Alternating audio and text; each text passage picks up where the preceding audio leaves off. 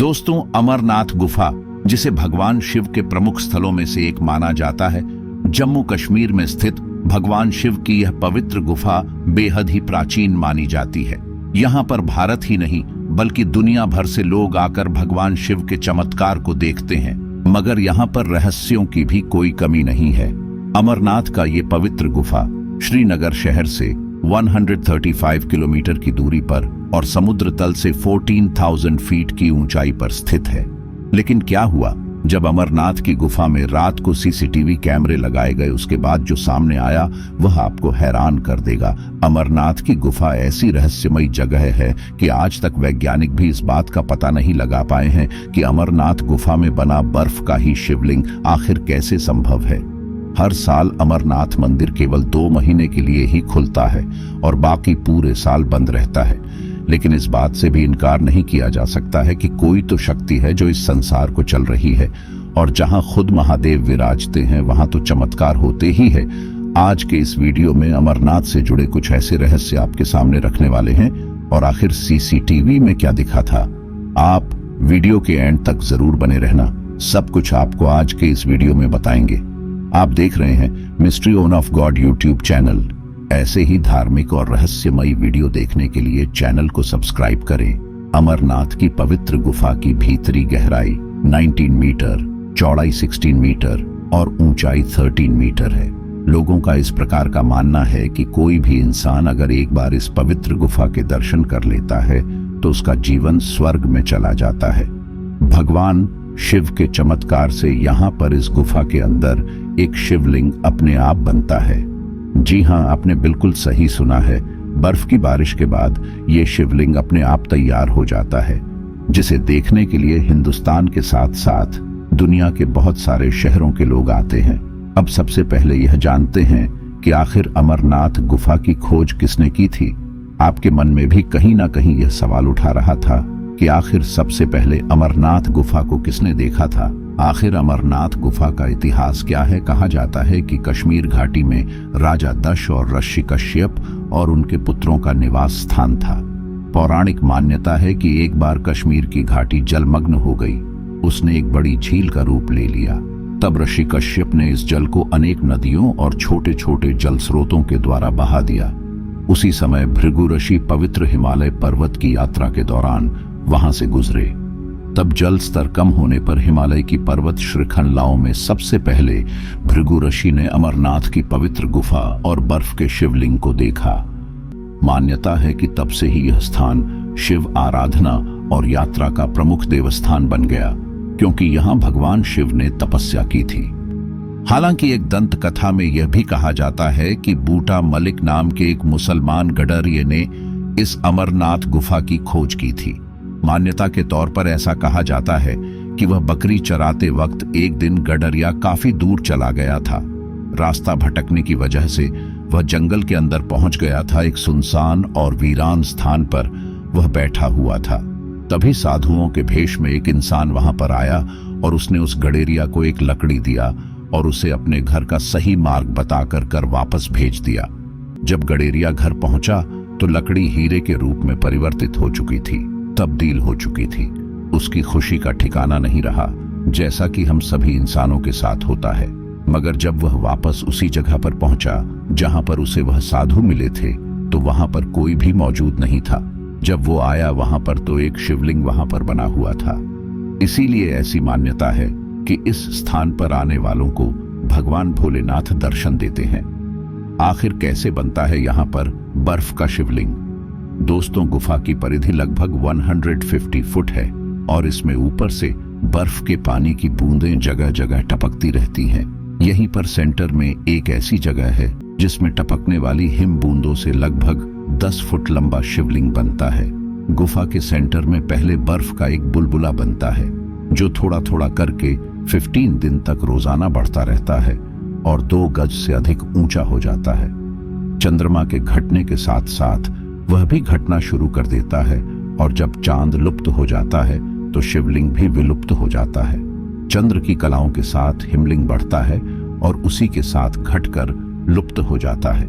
चंद्र का संबंध शिव से माना गया है। आश्चर्य की बात यही है कि यह शिवलिंग ठोस बर्फ का बना होता है, जबकि अन्य जगह टपकने वाली बूंदों से कच्ची बर्फ बनती है जो हाथ में लेते ही भुरभुरा जाती है। मूल अमरनाथ शिवलिंग से कई फुट दूर गणेश, भैरव और पार्वती के वैसे ही अलग अलग हिमखंड बन जाते हैं।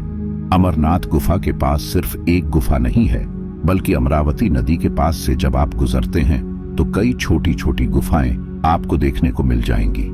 ऐसी मान्यता है कि भगवान भोलेनाथ ने माता पार्वती को अमर कहानी इसी स्थान पर सुनाया था।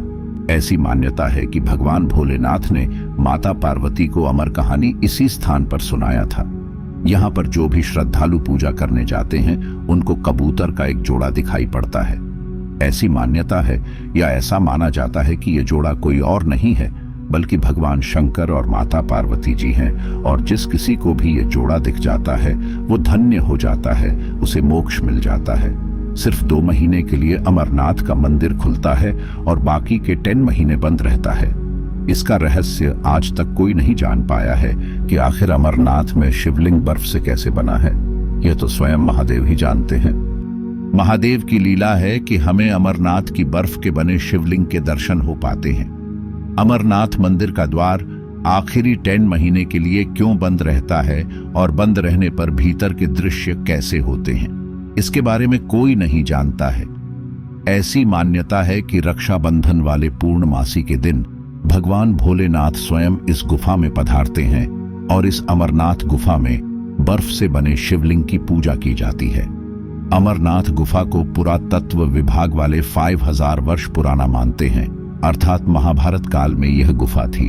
लेकिन उनका यह आकलन गलत हो सकता है, क्योंकि सवाल यह उठता है कि जब 5000 वर्ष पूर्व गुफा थी तो उसके पूर्व क्या गुफा नहीं थी।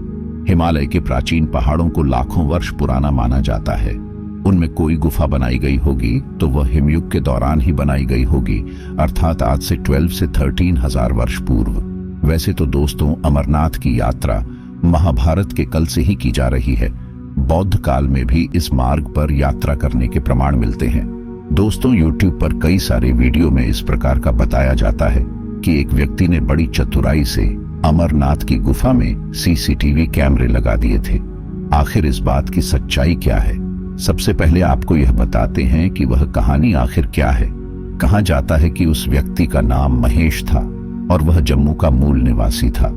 उसने चोरी से अमरनाथ गुफा में CCTV कैमरा तो लगा दिया था, लेकिन उसे डर था कि कहीं किसी ने देख लिया तो बहुत बड़ी आफत आ जाएगी। मंदिर बंद होने में अभी 3-4 दिन बाकी थे। इन 2 महीनों में अमरनाथ में भयंकर भीड़ होती है, क्योंकि भक्त केवल यही 2 महीने यानी कि जुलाई और अगस्त में ही अपने महादेव के दर्शन कर सकते हैं। देखते ही देखते मंदिर का द्वार बंद होने का समय आ गया। मंदिर के पास कई साधु ध्यान में लिप्त होकर साधना करते रहते हैं। उनमें से एक साधु आखिरी दिन बाबा अमरनाथ की गुफा में चले गए। महेश बैठे बैठे इन सभी घटनाओं को होते हुए देख रहा था।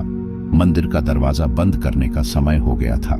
सभी श्रद्धालु दर्शन करके वापस लौट रहे थे, लेकिन जो साधु बाबा अमरनाथ के मंदिर में गए थे वह नहीं लौटे और मंदिर का द्वार बंद हो गया। पहले तो महेश ने सोचा कि जाकर मंदिर के पुजारी से यह बात कहें, लेकिन फिर वह यह सोचकर चुप रह गया कि उसके द्वारा CCTV कैमरा लगाने की बात किसी को पता चल गई तो उसके साथ अनर्थ हो सकता है। इसलिए महेश चुपचाप अमरनाथ गुफा के अंदर होने वाले सभी गतिविधियों पर नजर रख रहा था। मंदिर के द्वारा बंद होने के करीबन 6 दिन बाद महेश ने साधु को दोबारा देखा। साधु महादेव के शिवलिंग के ठीक पास में बैठे ध्यान कर रहे थे। करीबन 1 हफ्ते के बाद महेश ने गौर किया कि बहसा साधु जो कि ध्यान में लिप्त थे, उनका शरीर धीरे धीरे काम होता जा रहा है। महेश ने सोचा कि कुछ नहीं खाने पीने के कारण साधु कमजोर होता रहा है, इसलिए शायद उसका शरीर कम नजर आ रहा है। कई महीनों तक यही दृश्य नजर आया और फिर करीबन 3 महीने के बाद महेश ने गौर किया कि ध्यान में बैठे साधु बाबा के पैर गायब हो चुके हैं और उन्हें देखकर लग रहा था कि वह हवा में बैठे हुए हैं। महेश इस दृश्य को देखकर चौंक गया। उसकी समझ के बाहर था कि यह कैसे संभव है कि एक साधु जो कि ध्यान में लिप्त है, उनका पैर कैसे गायब हो गया है। वह अत्यंत परेशान होने लगा और फिर करीबन 6 महीने के बाद उसने देखा कि साधु के हाथ भी गायब हो गए। इस दृश्य को देखकर महेश इतना परेशान हो गया कि वह बीमार रहने लगा। देखते ही देखते 1 साल पूरे होने वाला था और अब 10 दिनों में फिर एक बार अमरनाथ का मंदिर खुलने वाला था। तब उस वक्त महेश ने गौर किया, जो साधु पिछले 1 साल से ध्यान में बैठे हुए थे वह धीरे धीरे कर गायब हो गए हैं। हैरान परेशान होकर महेश मंदिर के पुजारी के पास गया और उन्हें सभी बातों के बारे में सच सच बताया।